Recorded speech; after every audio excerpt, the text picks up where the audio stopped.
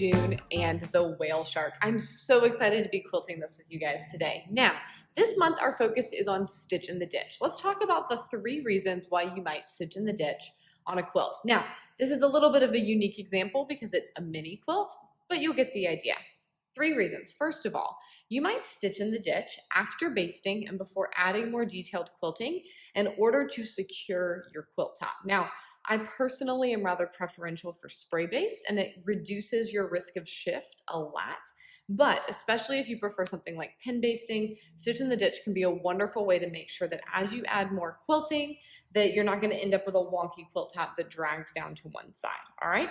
Number 2, you might stitch in the ditch in order to really distinguish between one section of your piecing and another. I think that's really useful on these particular quilts that we're making together because it's a way to help our whole animal really stand out as a whole from the background as a whole, even though we have lots of little pieces in both the foreground or the animal and the background.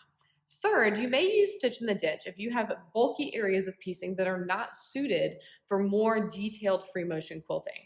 It just so happens that the whale shark this month is really well suited to be quilted as much or as little as we desire, but many of the animals that we have done together have had really intricate piecing, especially around the face areas, and stitch in the ditch is really handy because you could use either a glide foot, which looks like this, you've seen me use this, that's going to go over the piecing more smoothly, or even something like a piecing foot or a walking foot that's just not going to have as many problems navigating over those bulky areas. So 3 reasons why you might stitch in the ditch. I recommend using them all. Today we're going to be stitching in the ditch primarily to distinguish the whale shark from its background. We're also going to be adding some pebbles here in the navy, the large navy areas of our whale shark to imitate the unique spotted pattern that would show up on a whale shark out in nature. And then finally, we will be doing a rippling river background to add just some more overall texture to this gorgeous quilt. Let's get started. For the stitch in the ditch that I'm doing today, there are actually 2 ways that I could go about this. Because I don't necessarily need the stitch in the ditch to secure the quilt before I begin adding free motion quilting, I could go from navy area to navy area, adding my pebbles and then doing my stitch in the ditch as I go. I also have the option to go all the way around the whale and then go back and add my pebbles. Personally, that's what I've decided to do. I'm going to be using our light blue thread from this month's box across all of the quilting that I'm doing today because I want the high contrast for the spots and I want it to be a little less contrast in the background.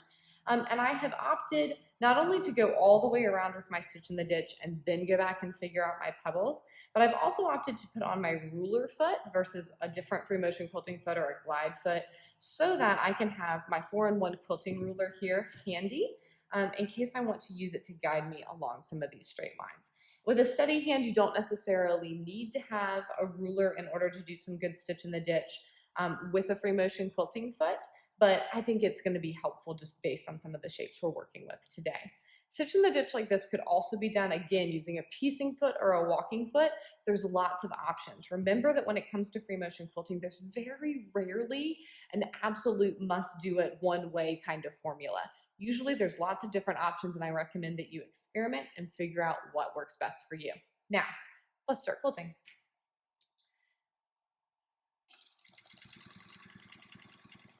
I'm going to use my ruler to try to make these stitches land just inside the piecing. This thread is going to blend well with my background and inherently be more contrasty with my whale. So it's not really too rocket science-y, I just don't want it wobbling all over the place.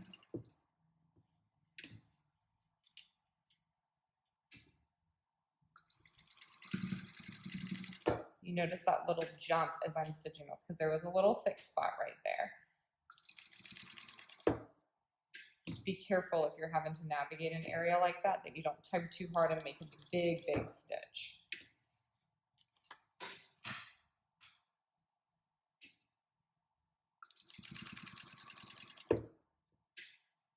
Now, I could be using my ruler to not have to pivot my quilt so much as I'm doing this, but I prefer to use the ruler to just simply guide this straight away from me The advantage of using a ruler right now instead of using a piecing foot is that since I'm using the same color of thread all over this quilt, I will not necessarily have to break thread. Navigating that bulky area freehand. I will not necessarily have to break thread when I'm done with these straight lines in order to move directly into my free motion quilting. I'm sure there will be areas of this quilt where I do break thread, but I will have the option to go straight into the pebbles. And I really like that. I like not having to change feet mid-project if it's not necessary.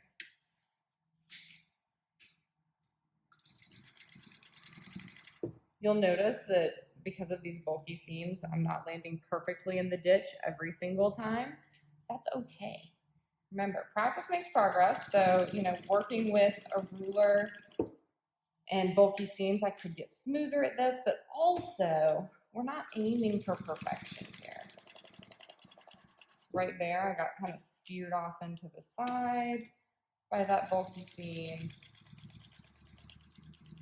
If you're concerned about that, if a little wobble like that will really bug you, I would recommend doing this stitch in the ditch with a walking foot or a piecing foot, because there are some bulky corners that could knock your ruler foot awry.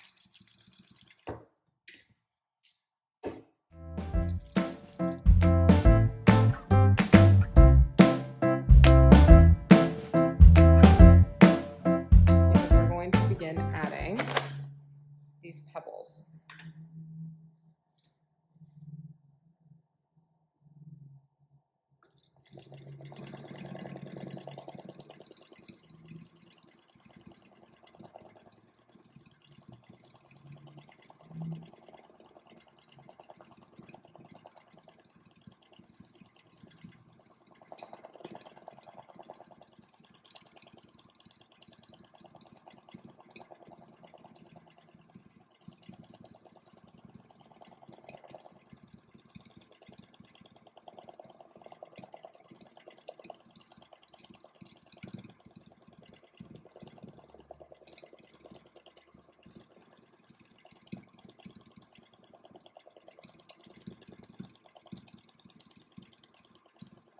Now, of course, these are not to scale with how a whale shark's design on its back would actually be, but they give the right impression.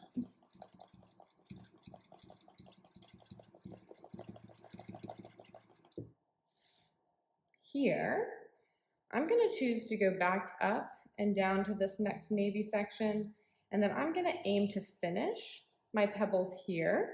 So go from this corner to this corner, so I can then use the stitch to come up to this next navy section. And this one I'll probably try to work in a U to then travel to this final one. So again, allowing myself to work as much as possible without breaking thread.